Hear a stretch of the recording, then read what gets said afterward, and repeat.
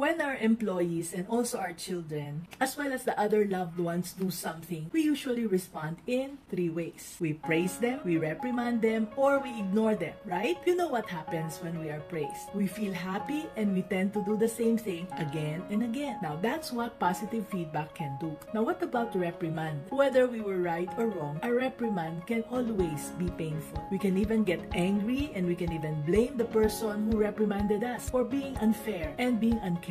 Pero after we calm down, we learn from it and we get better, right? So dahil alam na natin kung ano ang hindi na natin dapat ulitin. And this is why both praise and reprimand can help us become better partners, parents, and business owners. And so for everyone, both negative and positive feedback work to help them perform better, right? Now, ito ang surprising. Pag ipinalampas pala natin ang tama or mali ng ginawa ng ating mga loved ones or mga employees natin, ang ibig sabihin pala nito for them is that walang kwenta ang ginawa nila. Wala tayong pakialam sa kanila dahil hindi naman sila importante sa atin. Yung pala ang pinakamasakit, yung madedma. So, the question is, when can you stop ignoring the work of your employees, your partners, or your kids? Let me know in the comments below, okay?